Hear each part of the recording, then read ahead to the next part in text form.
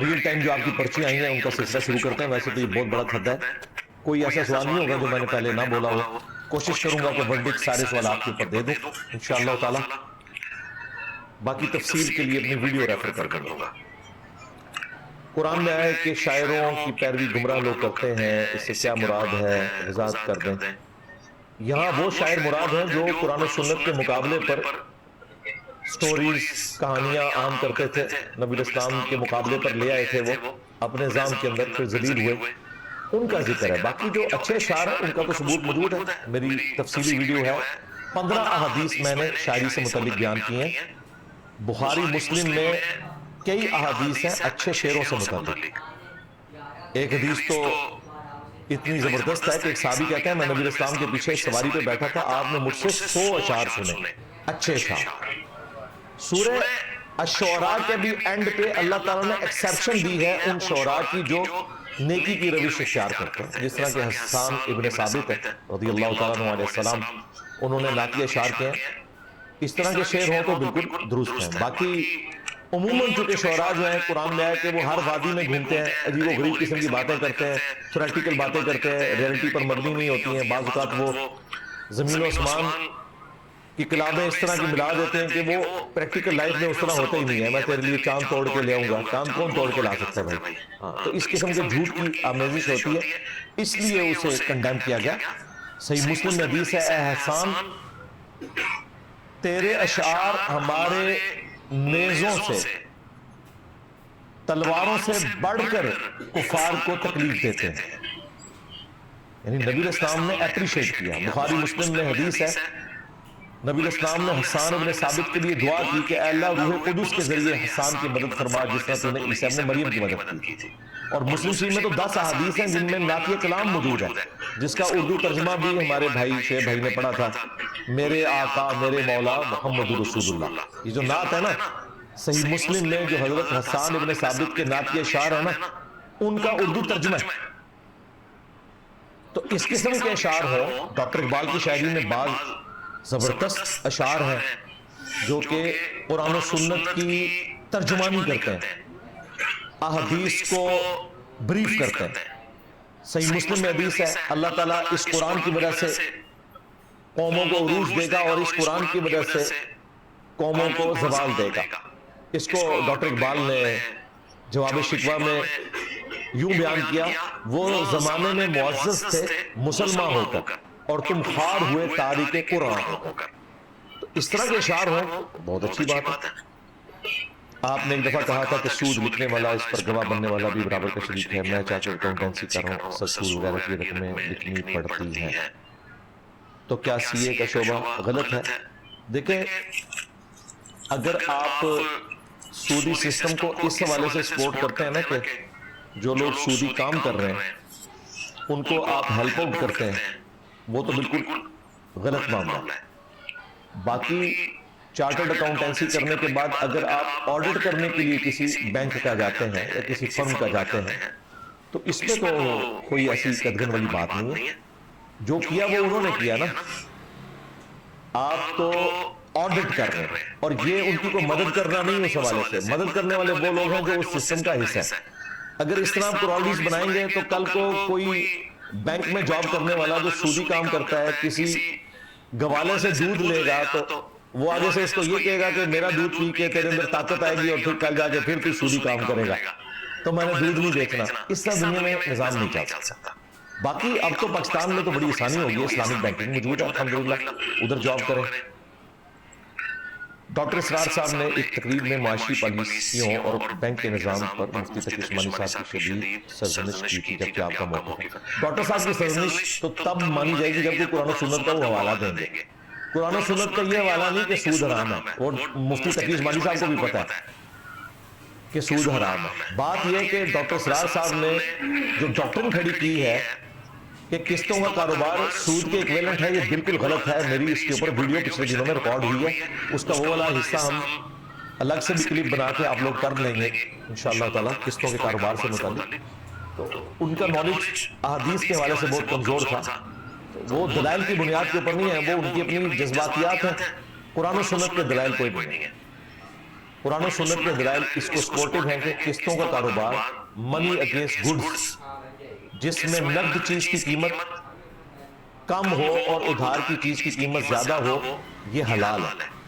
اس کو آپ time value of money نہیں کہیں گے، یہ کموڈٹی کے اگینسٹ ہے، اور یہ کاروبار مسلمانوں میں ہمیشہ سے رائج تھا، اس کو حرام نہیں قرار دیا گیا۔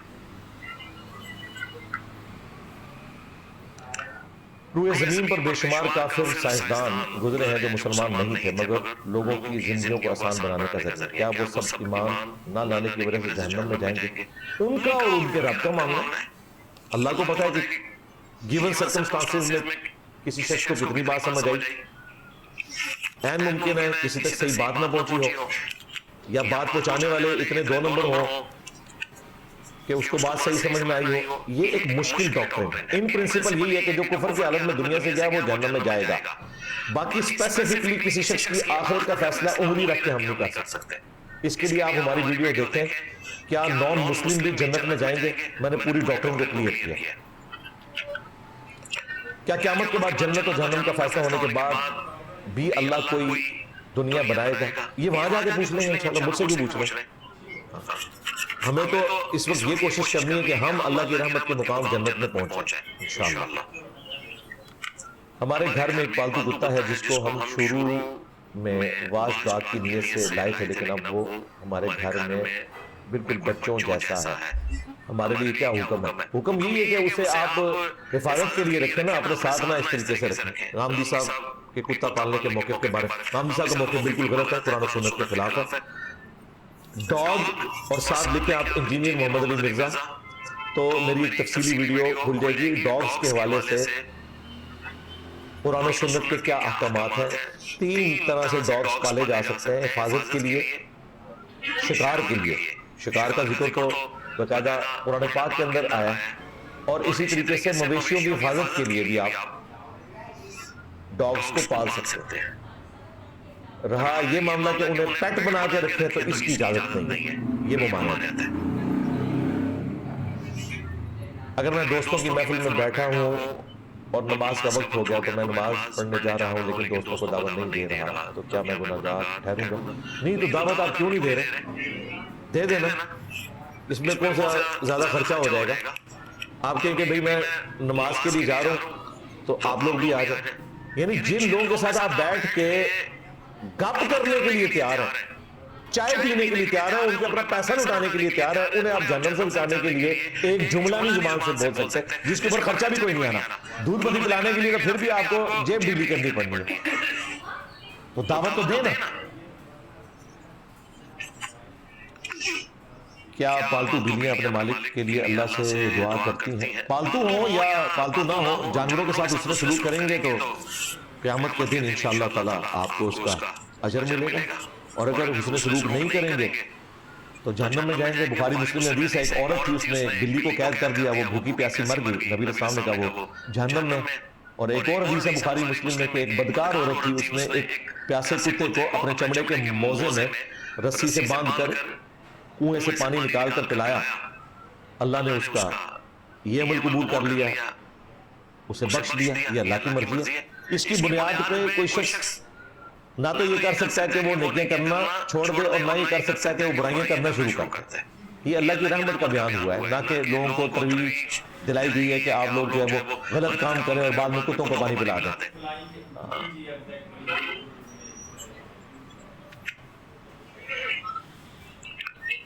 ای ایف یو سے لائف انشورنس کروا سکتے ہیں، واللہ عالم، اگر اسلامک ہے تو کروا لیں۔ لائف انشورنس ہمیں اختلاف نہیں ہے، اس کے طریقہ کار سے اختلاف ہے۔ تکافل کے نام سے اسلامک بینکنگ والے چلا رہے ہیں اس کو۔ پاکستان سٹاک ایکسچینج میں انویسٹمنٹ کرنا کر سکتے ہیں ان کمپنیوں کی جن کا پروڈکٹ حلال ہے۔ اکثر اوقات آپ حدیث کا نمبر بتاتے ہیں وہ اسلام 360 سے مشابہت نہیں رکھتا، بالکل جھوٹ بول رہے ہیں، اکثر اوقات نہیں رکھتا، یا خدا کے لیے اللہ سے ڈر جاؤ یار، کون سا نمبر آپ نے اکثر اوقات ہے؟ اکثر ہے تو 40-50 مثالیں ہوگی نا، وہ بیان کریں، جس کی پرچی ہے تو اسے مثال تو دکھوا لیں گی بھائی۔ کون سی ایسی حدیث نکل آئی ہے بخاری مسلم کی کہ میں نے کوئی نمبر بتایا اکثر اوقات اور وہ نہیں نکلا؟ اس طرح نہیں ہوگا، جس کی پرچی ہے تو وہ کوئی مثال دے تو ہم اس کے لیے کوئی ارینجمنٹ کر دیتے ہیں، جی ایم بھائی بیٹھے ہیں ابھی آپ کو تلاش کر دیں گے، تو ایسا نہیں ہوتا۔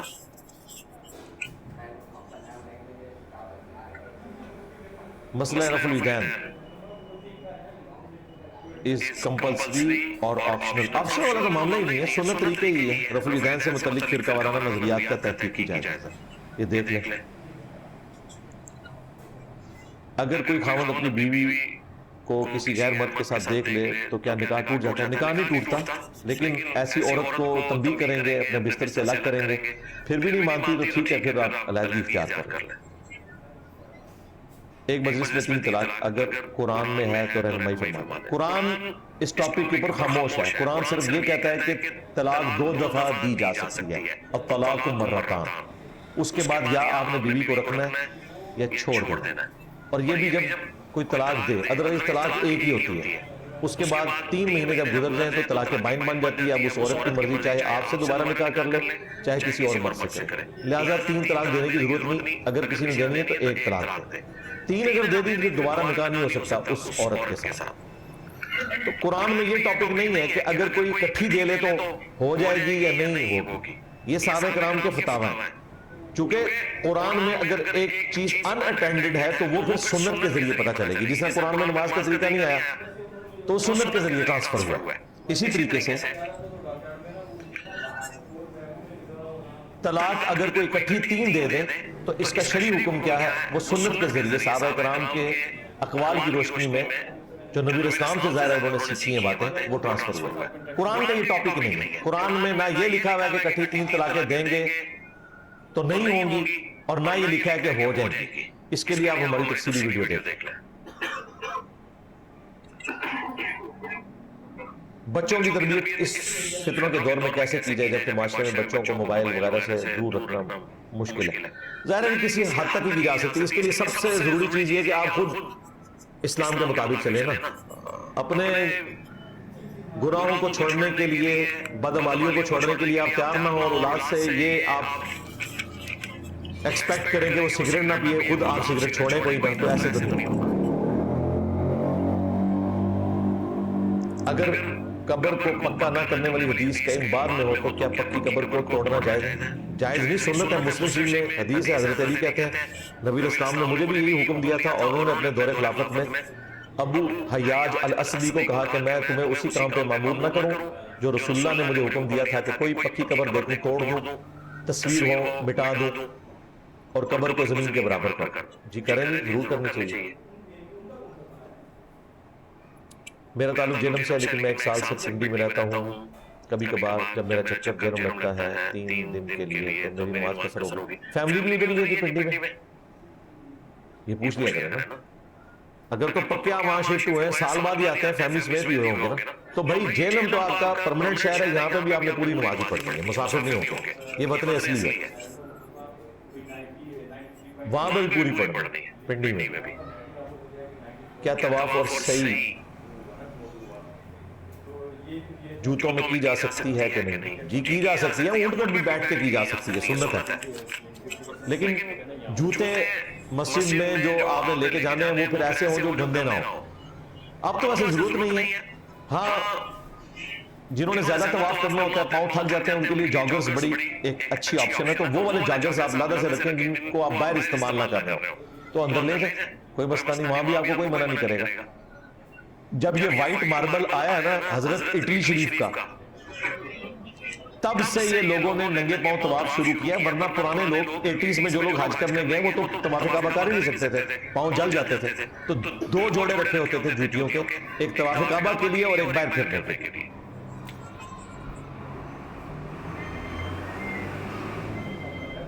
کیا کسی ملک کا ایٹمی حملہ کرنے پر آپ ایٹمی ہتھیاروں سے ہی جواب دیں جس میں بے گناہ شہری بھی مارے جائیں؟ میرے بھائی آپ کا تو کوئی لینا دینا ہی نہیں اس مسئلے کے ساتھ، نہ آپ کسی دوسرے ایٹمی ملک کے بٹن دبانے کے لیے مامور ہے، نہ ہمارے ملک میں بٹن دبانے کے لیے مامور ہے، لہذا اس سے آپ کا کوئی لینا دینا ہی نہیں میرے بھائی۔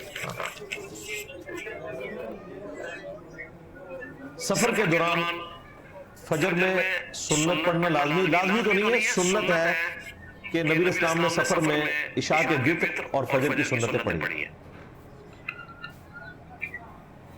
اگر پوسٹنگ کہیں اور ہو تو سفری نماز آبائی شہر میں پڑھیں. جی آبائی شہر میں ہمیشہ پوری نماز ہی پڑھنی ہے. مسافر کی نماز تفصیلی ویڈیو میری ریکارڈ ہے. کیا مکے میں ہوٹل کے باہر یا ہوٹل میں مسجد والے فلور پر نماز پڑھنے کا ثواب حرم جتنا ہوگا؟ نہیں، حرم جتنا تو نہیں ہوگا. اور دوسرا، صف ٹوٹ گئی تو پھر نماز تو درست نہیں ہے. یہ جو بعض لوگ جو ہے روڈ کے اوپر ہی مصلی ڈال دیتے ہیں اور نماز شروع کر دیتے ہیں، اس طرح نماز نہیں ہوتی. آپ ہوٹل کے پاس جو لوکل مسجد ہے وہاں نماز پڑھ لیں. حرم میں آپ وہ نماز پڑھیں جو آپ آسانی سے جا سکتے ہیں. ہم جتنا عرصہ حج اور عمرے پہ وہاں رہے تو رہائش ہماری تقریباً 40-50 منٹ کی مسافت پہ تھی پیدل. تو فجر کی نماز تو ایڈجسٹنٹ مسجد میں پڑھ لیتے تھے، اور ظہر، عصر، مغرب، عشاء یہ حرم میں جا کے پڑھتے تھے حج کے دنوں میں، کیونکہ بہت زیادہ رش ہوتا تھا. ویسے تو فجر کے لیے بھی کبھی کبھار ہمت ہو جاتی تھی کہ جا کے واپس آئیں، لیکن حج کے دنوں میں اگر حج کی ایکٹیویٹیز ابھی سٹارٹ نہیں ہوئی ہیں اور آپ پہلے ہی اپنی صحت خراب کر لیں گے تو حج کے دنوں میں پھر آپ کیا کریں گے؟ اس لیے لوگ پھر ہوٹل میں ہی نماز پڑھ لیتے ہیں، حرم تک نہیں جاتے تاکہ اپنی انرجی کو سیو رکھیں. اور اگر کسی نے حرم تک جانا بھی ہے، کوئی سواری ہو تو بہت اچھی بات ہے. ادروائز آپ کی مرضی ہے. باقی ثواب تو ظاہر ہے حرم مکہ کی مسجد میں ہی وہ ہوگا. کیا صرف دوستوں کے ساتھ میوزک بجایا جا سکتا ہے؟ مجھے نہیں سوال کی سمجھ آئی. میوزک بجانے، گانا اور چیز ہے، میوزک سے تو بھائی بچیں. یہ اس کا اینڈ جو ہے وہ تباہی ہے. جدہ کے مقامی لوگ احرام میقات سے پہنیں گے اپنے گھر سے. جدہ چونکہ اہل ہل میں آتا ہے، اہل ہل وہ ہیں جو میقات کے اندر ہیں، چاہے مکے کے رہنے والے ہوں چاہے جدے کے، وہ اپنے گھر سے ہی احرام باندھ لیں. ان کو میقات پہ جانے کی ضرورت نہیں. میقات آفاقیوں کے لیے، ہم آفاقی ہیں جو میقات کے باہر رہتے ہیں. زمزم میں عام پانی ملانے سے اثر ہوتا ہے کیونکہ سعودیہ سے تھوڑا پانی ساتھ لانے دیتے ہیں. تو ٹھیک ہے ملا لیں. باقی اثر ہوتا ہے نہیں ہوتا، زمزم کا بھی اثر ہوتا ہے نہیں ہوتا، یہ تو اللہ کا اور بندوں کا معاملہ ہے. تو ملا لیں ٹھیک ہے، لیکن جب کسی کو دیں پھر اسے بتائیں کہ یہ ملاوٹ شدہ پانی ہے. یہ نہ اسے کہ میں آپ کے لیے اتنی دور سے پیور زمزم لے کے آیا ہوں. چوٹ نہ مارو. باقی پانی ملانا اس میں کوئی گناہ نہیں ہے. داڑھی کو اس نیت سے کٹوانا کہ گھنی آئے گی، ٹھیک ہے، ہاں کر سکتے ہیں ایسے. ظاہر بسا اوقات آزمائش بن جاتی ہے اس حوالے سے کہ لوگ پھر داڑھی نہیں رکھتے، بعض لوگوں کی داڑھی صحیح نہیں نکل رہی ہوتی. تو جواز سے حد تک ہے، پریفریبل ہے. میری بھی داڑھی نہیں تھی شروع میں صحیح، پھر آہستہ آہستہ پوری ہوگی. باقی ہم اس پہ کوئی فتویٰ نہیں لگاتے. اور پھر اس قسم کی ادویات بھی، آئلز بھی اویلیبل ہیں، اگر وہ یوز کر لیں تو زیادہ بہتر ہے. عمرے کے بعد ٹرم کروانا لازمی ہے یا تھوڑے سے بال مڈوا سکتے ہیں؟ دونوں سنت ہیں، اس اعتبار سے کہ صحابہ کرام نے سر مڈایا بھی ہے اور قصر بھی کروایا. اس کا ذکر سورہ فتح میں موجود ہے. نبی اسلام کو خواب دکھائی گئی تھی اور نبی کا خواب وہی الہی ہوتا ہے کہ صحابہ کرام سر مونڈ بھی رہے ہیں اور قصر بھی کروا رہے ہیں. لیکن صحیح بخاری میں آیا کہ سر منڈوانے والوں کے لیے نبی اسلام نے 2 دفعہ دعا کی ہے اور ان کے لیے 1 دفعہ کی ہے. دونوں طریقے درست ہیں. احرام پہن کر اوپر جیکٹ پہن سکتے ہیں کہ نہیں؟ نہیں پہن سکتے، سلا ہوا کپڑا. اس کی بجائے آپ موٹی چادر لے لیں نا احرام کی. ضروری نہیں وائٹ ہو، وائٹ احرام پریفریبل ہے. احرام کی چادر کسی بھی رنگ کی ہو سکتی ہے. بلیک لے لیں، گرم چادر لے لیں یہاں سے، وہ لے لیں احرام کے طور پر. تولیے والا احرام لینا تو وہ گرم چادر کے ایکویلنٹ ہوتا ہے. جب ہم حج پہ گئے تھے 18 دسمبر 2007 کو یوم عرفہ تھا اور اچھی خاصی ٹھنڈ تھی، تو میں نے تولیے والا احرام لیا ہوا تھا، تو کوئی ٹھنڈ نہیں لگی، لے سکتے ہیں، کوئی مسئلہ نہیں.